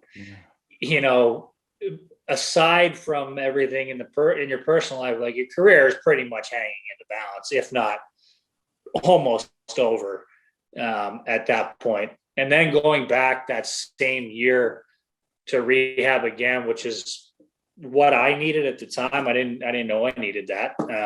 You know, I had a really hard time dealing with coming out of the suspension. And, you know, you get into a situation like that and it's tough. You know, there's limitations on what you can and can't say, in terms of, you know, kind of defending yourself or whatever it is, you know. You just kind of got to take it all on the chin. Yep. And I was so lucky to have an extremely good support staff around me, but it adds up. You know, it took its toll on me, and I went back to rehab in January, almost 3 years ago now, but I was just exhausted. You know, I was trying to change the narrative of who I was by the way that I played. And, you know, I don't play a very skilled soft game. So I'd hit people during the game, and, you know, all the chat afterwards, oh, there goes the abuser hitting people again. Like, shit, it just wore on me. Like, I didn't know how to handle it at all. And I finally cracked, but to go that last time and I don't know how long I was there, 2 months, maybe, 2.5 months, and really just sit there and give it all up and be like, you know what? I think my career may or may not be over right now, but that's not the end all be all. I got a 3-year-old at home. I got a wife I got to take care of, and I don't want to die at this point. So let me take care of me. Let the people here that are qualified to help me take care of me get my shit straight. And the career stuff, that was for the first time I'd ever been okay with maybe not being able to play hockey again. Being okay with what would I do afterwards. You know what? I'll figure it out. But as long as I'm healthy, it'll be all right. So yeah, at that point, I was pretty well convinced that it could go either way. The last question I want to ask you about this, and that's because you wear 16 for Brian McGrattan, who was a former Ottawa Senator, who you ended up playing with in Nashville. What part did he play in your recovery? I think for a guy like Gratz, and, you know, all the guys that have gone through similar situations before I had, you see it as just as hope that you can cling to. You know, because when you're first, you know, kind of right in there, I mean, your first day in rehab is like, whoa, like you don't have any say in anything. It's just you know, your phone's gone, you get a schedule, all kinds of shit, and you're just like, wow, man, I feel so helpless. But you see guys like Gratz and like Jordan Tutu, guys that at least I'd been around up until that point, and you see where they're at in their lives, and it just, there's so much hope in that. And that's why I don't that's why I try to talk about it as openly as I can as well, because, I know for me what they did, and, you talk to grads or talk to Toots on the phone here and there, but everybody's got busy lives. You're not talking all the time, but you see articles written, you see guys come on podcasts or on Hockey Night in Canada, and you see them talk about where they were and where they're at today. And if I can, by just sharing a little bit of my own story, if I can be a glimmer of hope for the next guy to go through it, then that makes all the difference. And, I've been lucky to have a lot of great guys inside of hockey and outside of hockey that are relatable and, able to give advice and help through certain situations. And, I think for the most part, a lot of us that are going through the same things are just very open to, being there for the next guy. And Austin, I appreciate your openness, because it really is, it's obviously not easy to talk about, or it wasn't easy for a long time. And so for you just to open it up, I'm just appreciative of you answering the questions. I do want to get back to you on the ice. And one of the things I looked up was during hockey fights is, why do you fight Pat Maroon so much? I have no idea. 3 times absolutely. Now. And there's one in the preseason too. So 4. Wow. Yeah, he came and found me in the preseason. I don't know what I was doing, man. I could have been running around like a donkey a little bit. Like, it's exciting those first couple preseason games after you get back. Like, you just want to get going. Like, you found me there, but I have no idea why that is. 2016-17, the year that we played 6 games more than Meth. I can take it. You can. You're far enough removed from the situation that you can process it. I fought a lot that year, and I was just really unwilling to go back playing the minors. Just matter of fact, at that point I would do whatever I needed to do to stick around and stay. And I fought Pat that year, and then every year since, pretty much, I fight Pat. I don't know why. Do you know him? Like, have you ever had a conversation with him? Do you guys laugh about No, just conversations on the ice. I mean, I think there was one game in St. Louis that we fought right off the drop, but he hadn't played the night before, and I think I took a run at, maybe it was Dunn, that was still in St. Louis, and I one of those head over heels, like, I caught him. And Pat wasn't overly happy about that, but we played it back-to-back, home and home. Like, something's going to happen in those games. That's why it was crazy last year too. You play the same team so many times. Yeah. There's so much animosity just from previous, things that happened in previous games. So he grabbed me there. We were skating around. We're just like, we're going, and I'm like, that's fine if whatever they do. And then, so you got to put your lineups in, and oftentimes in Nashville, it'd be like myself, Colton Sissons, a guy like Nick Bonino. We'd start games a lot, just especially on the road, because, you get that, that second matchup or whatever it is. And Labby started us, and Pat was out there, and he just kind of, all right, fine, let's get it over with now and go play the rest of the game. You've also fought like Tom Wilson. There's been some heavyweights. Is there anybody you don't want to fight? And the one name that comes to mind for me is Zdeno Chara, but maybe I'm wrong. Yeah, I've never gotten into much with Big Z, thankfully. It's a big, strong man. And I tell you, first playing as long as he has to still keep that main streak is pretty impressive. It's impressive, right? Yeah. Like, you play, luckily not at that point in my career yet, I don't think, where it can get a little tiring, but it does sometimes, just staying on edge all the time. I mean, he is mean on the ice, and you got to respect it. But no, I would not like to fight him. I don't think. I'm not afraid of anybody either. I was going to say, Wally, I was going to tell Wally that. I'm like, as soon as he asked the question, I'm like, I don't know one guy who fights regularly that ever said they were scared of fighting another player. It just never comes out of your mouths. Well, I think another thing is too, there's not a guy with a losing record in fights like mine that's just willing to keep doing it. And It's tough because guys, I'm 6'3", 195 pounds soaking wet. I mean, you see me at the golf course. I'm a skinny kid and just kind of wiry. I don't know. Yeah. You know, I'm giving up for the most part. If I'm fighting these tough guys, I'm giving up 30, 35 pounds and an attitude that I'm on the wrong side of. I'm, not overly mean spirited. I don't really get overly angry or anything like that. I have a lot of energy.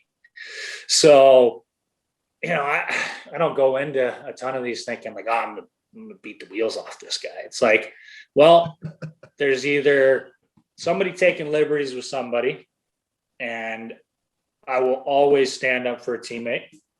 I don't care who it is. It's been ingrained in me. A little bit of that old school, as well as like I play a physical game. So there are going to be times where I'm going to get challenged, and that is definitely a little bit of an old school mentality where you don't back down from those challenges. So it's changing a little bit. There'll be times more often than not now where you turn down a fight, or you don't get into a situation just because you don't like. There's the game to be played as well.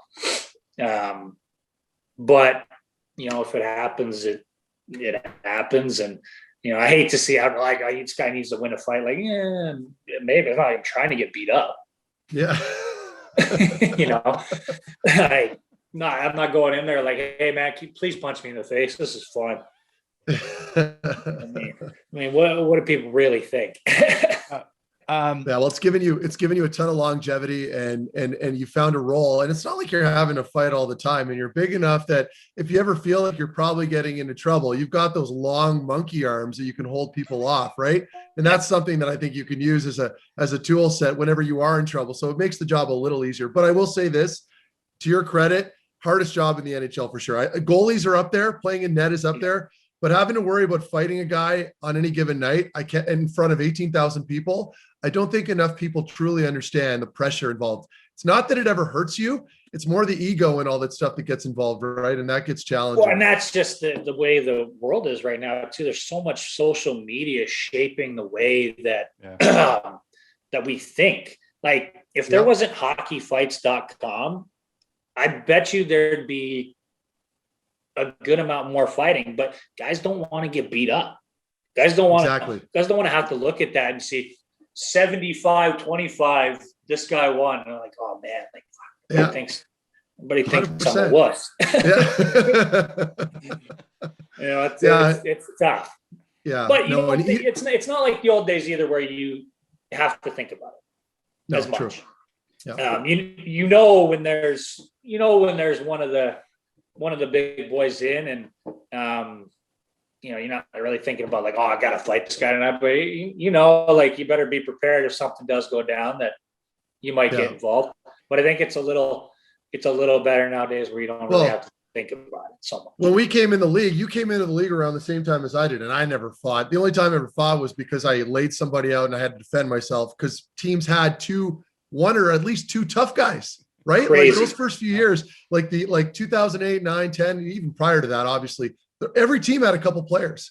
And it's like now, like you guys are turning into dinosaurs. Like the fact is you don't have a lot of, no, but I'm serious. Like it's a credit to you guys that you're managing to stay in the league because you're not one-dimensional, but you don't have those one-dimensional guys anymore. No, that's the biggest thing. Like, you get that kind of question a lot about fighting a little bit. You have to be able to play the game at a high enough level to be effective in other areas. Like for me, it's penalty killing and being, a difficult player to play against. It's not, free ice, things like that, but you have to be able to skate too. That's the hardest part.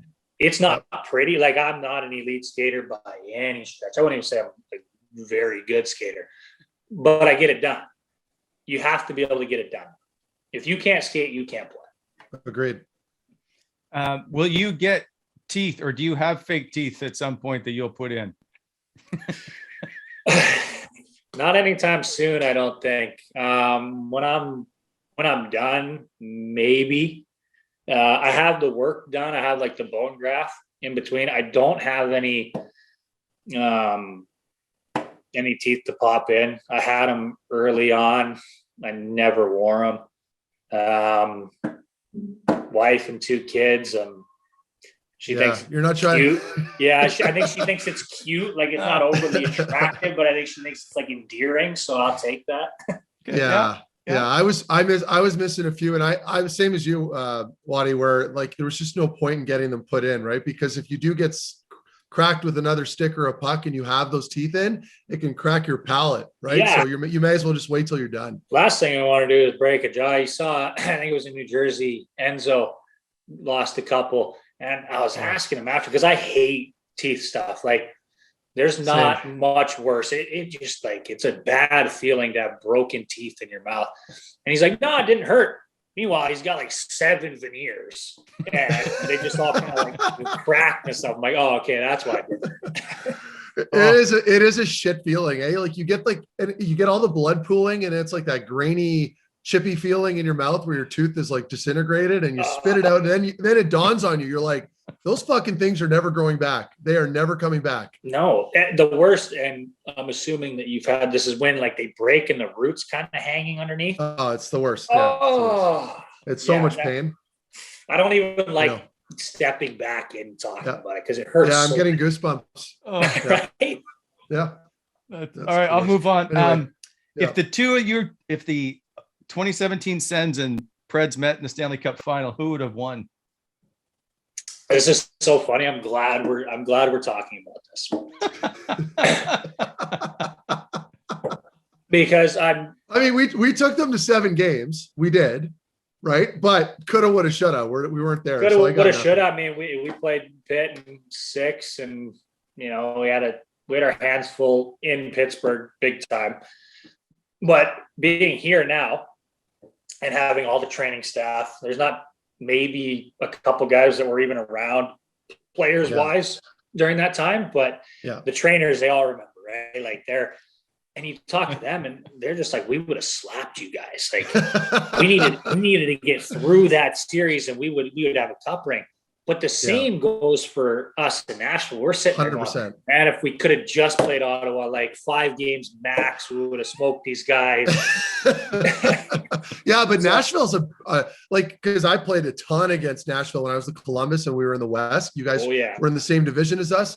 I hated playing in there. It was such a tough barn to play in. And then you got Tim McGraw's theme song. That song comes on that I like and I love it. Annoying. Oh man, I'd hear that 5 times a night when I played there. It was brutal. Is it worse than the Cannon in Columbus though? Like, I don't know. You tune it out. Like at one point, you don't even notice it anymore. But anyway. The way the city was buzzing there, I mean, it was loud. But we came out of a series with Anaheim when you guys were playing Pittsburgh. And I don't even know what the politically correct way to term this is. Like it was violent.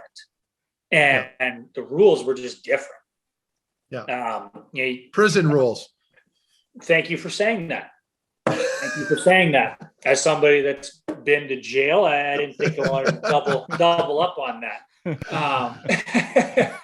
So yeah, it was different. You guys, the West was always a little more physical. I'll give you that, like for sure. And Pittsburgh wasn't a very big team, just a ton of skill, right? Right. So we came into that series and we came out of the Anaheim series where like you couldn't skate down the ice without giving a slash, a punch, tripping a guy, grabbing a guy. Like it was, we almost reversed about 10 years at that point. And you see a lot of talk about that now, actually, the different rules in the playoffs. And I think that's a little bit two-sided. Like I think maybe they call it a little bit looser, but at the same time, guys are playing harder. 100%. Yeah. And it's not just your third and fourth line guys. It's up and down the lineup. Everybody is giving everything skill-wise, physicality-wise. It's completely different hockey game, as you know. So, it's tough to sit here and, kind of, is it ref differently? Like, man, I don't even know if it is. I think just guys play harder. Yeah. Yeah, your top two lines, like your it's not just your role players that are going right into the net, right? Like when you get a shot on goal and you're stopping right in the crease every friggin' time you get into the zone, your top line guys are doing that too now all of a sudden. And it's creating way more scrums, creates way more animosity. I get it. Yeah. Yeah. That's a good point. But then we went into Pittsburgh and it was not a physical series. It was like you said, it was speed. I mean, you guys, better than anybody going to 7 games with them. It was speed and it was skill. I can't remember. I think we might have taken 12 penalties in game 1, just because it was just different. I mean, for sure. we looked like we were just grabbing, hacking, whacking, and Sid. You got Sid and Malkin and these guys just kind of skating around, wanting to put it through guys, and it was different. It was different. So that caught up to us. We lost both games in Pitt, won both games in Nashville to take it 2-2, and then game 6 was rough. 1-0. The goal called back the intent to blow. That was pretty crazy. I still don't know what that means. And then I think it was Hornquist there banked it off of Arena with like 2.5, 3 minutes left. I mean, it was nuts. It was nuts. So Ottawa would have won, is what you're saying. What I'm saying is we would have slapped Ottawa. the 16-17 Ottawa Senators, we would have beat them, I think. Fair enough. I can't. We'll agree to disagree on that. We can do it forever. That's right. No. I'm gonna let you go. Sorry, one question I want to ask, and that is, I have to word this. Well, I don't know.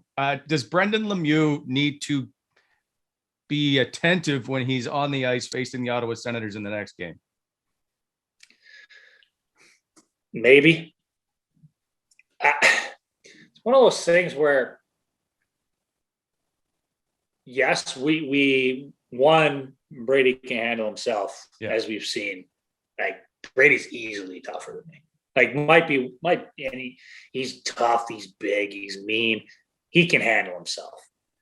But at the same time, we all talk about having each other's back. Like, we all have Brady's back and the Senators back in that situation. Now, that being said, there's so much time between games. I was going to say. I also feel like, even watching the New York, Washington stuff at the beginning of the year, I believe that was more headline stuff than it was with the teams, because they played shortly after that. There were a bunch of fights. Things were dealt with in whatever manner they were. And in my opinion, that should have been the end of it. And it was. You didn't have the big Reeves, Tom Wilson square off and all this stuff that, was that the headlines kind of wanted to create. So who knows? We don't play LA till next year. I believe we're done with them for the year. So, guys do have long memories. I'm sure, we were not thrilled with the situation at all. I mean, you can't bite people, man. Like, that's crazy. Granted, I've never been put in that spot because I don't even think I could bite anybody. Well, that's why I was going to ask you your thoughts on biting, because I'm like, you can't. Thoughts on biting aren't very good because I don't even know if I'm capable. We'll see. We'll see. Listen, I hope you guys can pick up where you left off and you're starting to continue that role, because you're playing some really good hockey. And even if you guys lose games, I will admit it is entertaining. Like, there's never a quit in you guys. And so I find that's very entertaining to watch. And so for the fans who sit here and get to watch, we appreciate the no quit, if you will, with this team this year. Well, we appreciate you guys, all the fans. It's tough right now. Seeing that come down to 50% capacity. I mean, for us as well, it's terrible for the fans, but it's also like, man, really? Like, we missed the fans dearly last year. We've had some games this year. I mean, we would love to see it packed out every night. Situation is what it is. But, we've had, a couple Saturday games against Colorado and a couple games like that where the building was pretty well packed. And man, is that, you miss that. Yeah. You miss that as a player, that adrenaline, that excitement that gets created. And, hopefully this is just kind of a blip on the radar with the capacity limits and pausing and stuff like that. We'll be back real soon to having a packed CTC, because man, is it exciting to play in there when we're rolling and the crowd's rolling. Will you go skate on the canal this year if it's open and whenever it opens? I don't know. I don't even know if I'm allowed to say that. I was going to say, if you're allowed out. Oh, right. Yeah. Good point. Whatever the protocols are, if it allows potentially. There you go. But I skated the canal back in how old was I? 12. So 2004. Oh. What was it? The Bell Cup, the Ottawa tournament. Yeah. The Bell Capital Cup. I think it was Pee-wee. Yeah, I played in that with Compuer, and we went and skated the canal. That was my first experience with beaver tail. The cinnamon, man, those were good. Cinnamon and sugar beaver tails. They're so good. Oh, so good.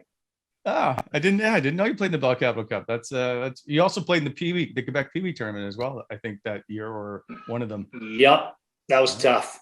Lost to a Michigan team in the final. They went through the losers bracket. I'm not I seem to get in those situations. They went through the losers bracket. Shawinigan didn't play a game for a month and a half and beat us in London. I don't know. Well, okay. Did you grow up a Red Wings fan? Obviously, being in Michigan. You have never scored a point in 8 career games against Detroit, and I was just curious if that was a team that you were or building. You're like, man, I just want to score here. Well, you came with the hot stats early. You were really pumping me up there. Talking junior stats, and yes. Now he's burying you. You just kind of ruined it. I don't know, but yes, I have not.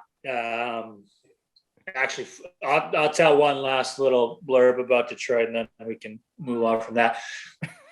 So it was my first full year, 2015-16. I was a mess. I was a full-blown daily drinker.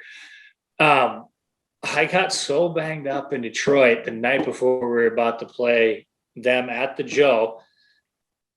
I woke up to no alarm at 9:30 for a 9:45 bus, and almost missed my only chance at playing at Joe Louis. But I got it in. Wow. I got it in. I think it was -2. Definitely no points, as Wally's mentioned.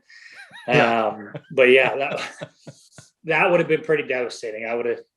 What year? Water, what year? Sorry, I don't mean to drag out this question. What year would that have been? 15-16. 15-16. Yeah, okay, fair enough. I was going to say, if it was any earlier, that's when they had a really good team, but never mind. No, that was I think that was Larkin's first year. Yeah. Larkin's first year. I mean, I remember that because he danced me inside the blue line. Funny things you can remember. I almost missed the bus, banged up, and then I can remember Larkin dancing me for a dash. It wasn't good. I'm just here to help keep you grounded, Waddy. That's all. I just want to make sure when I pump you up that I make sure we just keep some of the notes that keep you grounded. I didn't want your head to get too big. Well, hey, now moving from the west to the east, it's have a little motivation for that game to find a way. Maybe an empty net first or second assist when we're winning 4-2. I'll take that. Perfect. What I will say is this is perfect timing, because I know you got your new baby who's 8 months old. You're gonna have your first Christmas with them. I'm excited for you to continue on this season, and I hope you have a great holiday. At least you get to be at home for a bit here while the NHL sorts itself out. Absolutely. Well, like we said before, the situation's fluid. It is what it is. But for us, it's nice to be able to spend a few days at home with the family and enjoy opening up Christmas gifts and putting everything. The worst part about Christmas is putting everything. Yes, it is. I agree completely. I'm not very good with that stuff. Just don't throw out the instructions. All the best this holiday season. Austin, we appreciate your time. Merry Christmas to you and the family. Yeah, well, I appreciate it, guys. Merry Christmas to you too, and talk to you guys down the road. Sounds good, brother. All right, guys. Thanks for having me. See you, buddy. I appreciate it.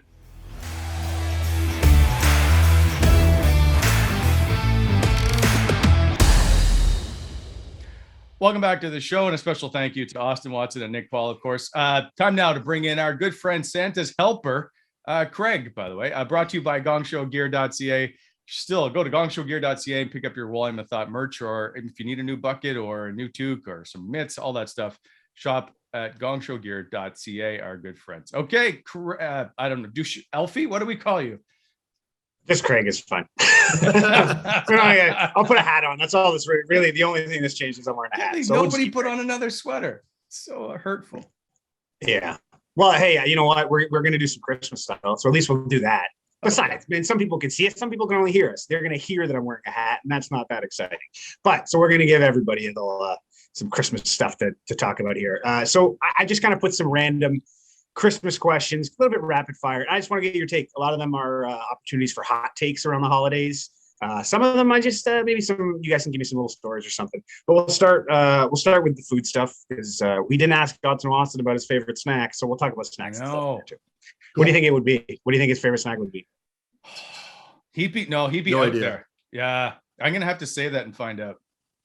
Yeah, probably not apples or something, right? With those lack of front teeth. No, but, there's no pickles and crackers with whatever. Oh God, dog did. O'Neill or whatever. Yeah, that was gross. Okay, well, these are three things that I think are pretty delicious. But if you guys pick three on the table, there's turtles, there's Ferrero Rocher, I think that's how it's pronounced, and Toblerone. Which one are you grabbing first? Ferrero Rocher, turtles, Toblerone. For me, it's not even close. It's Ferrero Rocher. I used to be Team Turtles. Okay, but in fact, for my birthday recently, the kids gave me like 30 Ferrero Rochers. I had to put them out in a bowl for everybody, or otherwise I just would have ate them all. So yeah, I'm the same way, Wally. Ferreros. Yeah, they're really good. Yeah, when the like I'm the same. Like we have a chocolate drawer in my house, and it's like we run through it. Like I think I have a good piece of dark chocolate after almost every meal. Like that's how bad I am. So in this case, I'd probably go with the turtles. I mean, I like them all though, all three of them. That's a hard one to me. They all kind of fall in that same category. They all have like nuts in them and stuff. So yeah, they're all good. Okay, I got something for you because my wife makes a Toblerone fudge, and it's extremely. So you know what? I'll drop some. Do you have any peanut allergies, Craig? No. I'll get some drop. What are the nuts in Toblerone? I don't. It's they not don't. even. They have like little. Peanuts. I think it's fake. No, don't they have like they have something in there, I think, but it's not as pronounced as the turtles. We're idiots. Okay, yeah. All right, here's the next one then. Your current tree, is it real or is it artificial? The tree that is in your house. We went to a tree farm last year, and Ellie, you know how they can be sometimes. I want that one. I'm like, do you understand how big that thing is right now? Because when you're at a tree farm, they look normal, right? I'm like, Ellie, if we put that thing in our house, it's going to be like a Griswold thing once we release the thread. So sure as shit, just to prove a point. I'm like, okay, let's get this one. We cut it down, we bring it home, and it not only sheds needles all over my floor everywhere, it barely fits in the house. We've got high ceilings in our home. It was leaning on the ceiling. So since then, by the way, that tree, after a couple days, I lost my mind. I grabbed it when she left and I chucked it out the front door. It was in the driveway. And we ended up going with an artificial tree. And we still have an artificial tree. I understand they're not good for the environment. I don't care. Brent? I can't top that story. I wish there was a video of this, but I have both. So in our family room, we have a fake or a real one so that you can smell. And then you have all the stupid decorations you've got from kids over the years that they've made at school. And then the other one, we have this nice tree for the parents or the adults. Multiple trees. Yeah. Wow. Talk about privilege. Yeah, living large. So I was not expecting both. I didn't. That's not even an option. I was like, I said real fake. Your current tree. I didn't know you had two trees. Yeah. Okay. So I probably should have just stuck with one there. I do not like the real tree, right? And too many needles all over the place, but you do it for the kids. That's the only reason we did it was so that the kids could experience having a real tree in the house. Well, it smells good. It's got a nice smell to it. But it's so much work, and the cleanup is horrendous. So, okay, I got one for you guys here, Craig. I'm going to piggyback off you so we get this rolling. Yeah. Better Christmas dinner between you two, turkey or ham? Ooh. Well, Brent's probably gonna say both. I imagine it's gonna take the easy way out again. Aristocrat. I'll say turkey, I guess. But the reason I love both, I'm like I would eat both. but there's nothing better than like cold when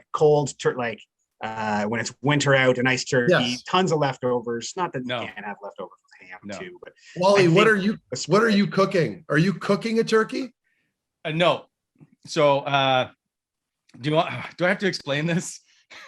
So on just Christmas, tell me what you like. All right, turkey. And don't make it. I don't want cold. I like don't want turkey leftovers. too. Yeah. All right, same. Yeah. Okay. All right. How about this one? You guys both got kids. I got kids. Predict your wake up time for Christmas morning this year. If you had to guess based off previous years. I'm so easy now because our kids are 16 and 14. So 9, 9:30, 10. Yeah. Oh my God. You guys are so lucky. We're sailing through life right now. Yeah. I'm an early bird anyway. Like, it doesn't matter if I can sleep in or not. I'm still up at like 6. I was telling Wally earlier before we started, I was up at 4 this morning. So I'm a bit of a nut job when it comes to my sleep. I like to go to bed really early and get up early. So my kids are up usually around 6:37 and I'm already awake having a coffee. So it's all good. Yeah, your kids are probably young enough that they're not like psycho about Christmas yet, where they wake up at 4. So you're probably okay. And Brent's like, I'm kind of a little bit in the thick of it with mine. But we always said, we were actually talking about it this morning. I'm trying to bargain. They're telling me 7. I'm bargaining for like 8. Just give me up at 8. Oh my God. 7 for me sleeping in. I'm thinking like, there's no question. 7, Craig, come on. You're in the middle of it. You got like, I used to go wake the kids up at like 6 and drive my wife nuts. Like, it's Christmas time. Let's get going. Yeah, it's cool to see them get all fired up for it. I can't wait for that. My son right now, he's paying attention every morning to where I put the elf on the shelf. I tell him it's magic. He moves around in the evenings. And so right in the morning, he'll be like, Dad, come and look, it moved again. So I'm excited for that. That's Christmas magic right there, I think. Yeah, that's good stuff. See, that's the best part. So do you have any rules at Christmas morning? Like, are the kids allowed to leave their rooms before you see them or anything? Are there rules? Well, my daughter's 2. She's in a crib, right? And my son, I'm like I said, I'm already awake. He won't get up any earlier than 7, probably. He's pretty consistent. The only rule in my house is don't wake me up before 8. That's the only rule this year. So we'll keep that one. Hey, I got one for you guys. Okay, you know those little oranges that are in season right now? Yeah. Are they mandarins? Okay, well, actually, that's it. Yeah, all right. I was going to ask, what do you guys call them? I got clementines, tangerines, or little ass oranges. I call them tangerines. Yeah. I call them whatever's written on the box, which I think is mandarins. Yeah, same. So I'm going with mandarin. Okay, I'm a clementine guy. So boys, we're divided on this one. Okay. All right, how about this one? We're going to stick with food here because that's what we do best. The eggnog debate. Is it good or is eggnog gross? I love it. I love eggnog. I love eggnog and rum. Put them together and I'm going to pound it. I used to like eggnog. It's too sweet now. Like I can't do it.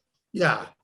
Yeah. You can't have a full carton of it. Obviously. Could you imagine being pounded on eggnog and wake up the next morning? I'd want to like, oh my God. I'd be puking done. Rally. Oh yeah. Yeah. No eggnog.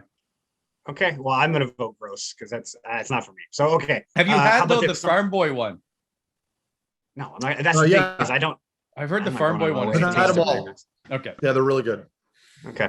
All right. Well, how about we keep things with good things? What are your top 3 holiday desserts in no order? Just give me the 3 that you look forward to that you only really eat around the holidays and those things. Do you have 3 desserts that you're expecting to see over the course of this month? You go, Meth. I can't think of anything. I'm such a savory guy. Like other than dark chocolate, I don't eat a lot of dessert stuff. Maybe. Yeah, I got nothing because by the time you're done your turkey dinner and all of the fixings and appetizers that go along with it prior, it's like I'm like barely getting through my turkey at that point, let alone dessert. My wife's at least an expert baker, and so there's all kinds of little cookies and chocolates and all. There's one thing she makes called I probably shouldn't Christmas crack. It's because everybody eats it all up. So I don't believe it's got crack in it. I just want to say that. Yeah. But it's just a dessert anyway. There's some really good stuff. So yeah, I don't have a particular favorite. Okay, nice. Fair enough. All right, how about this one? What's the worst song that you hear this time of year? What's a song that drives you nuts? All of them. Oh my God! Christmas. Can I take this one quickly first? My dad. So my dad, starting at Christmas when I was a kid, because he's from out east, Eastern Ontario guy, super French, like farmer. They would listen to like French folk New Year's music. So there's a song called Zigadon Zaison. You have to look it up. It's insane. It's like one of those French, like I got the spoons on my lap. Yeah, I can hear it. And from like Christmas to New Year's, that's all I would hear. And it would drive my brother and I absolutely bonkers. Like it was to the point where we thought he was trolling us. So other than that, you give me Mariah Carey, give me all that good stuff. John Lennon, I don't care. I love it. But any of the French folk New Year music, I mean, it's kind of grown on me now, but I used to despise that. Okay, I just have one question about Christmas music. Why is it that there's only 5 songs and that's everybody sings them? Can't we just, the only reason Mariah Carey's song gets played all the time is because it's different. Can we not just Wally, make some new songs? No, you're being a freaking hater right now. It's a good song, man. It's so catchy. When those bells click at the start, I don't want a lot for Christmas or whatever. Are we going to release a Christmas album? Is that where we're going with this? Ours would be like the Chipmunks, though. Yeah. Yeah. Oh yeah. No. Oh my God. Thank you. I underneath fucking hate that song. The Chipmunk song. I want to strangle the Chipmunks when I hear it. So yeah, we'll say that one. Or I'll get my pellet gun. Wow. All right. This one, I think, dark turn. I think this one's either going to be unanimous or we're going to have some contention here. Are you for or against NHL games on Christmas Day? Against when I played, for now that I'm a spectator because I'm bored. If I don't have to work it, that's fine. Okay. But it's all the that's people what I meant by sacrifice to play. Yeah. Wally and I are exactly on the same page here. Yeah. Meth, I got this one thing before we go. I looked up to see how you were around the holiday season. So I looked up your games just before, which is like the 22nd or 23rd and the 26th or 27th after.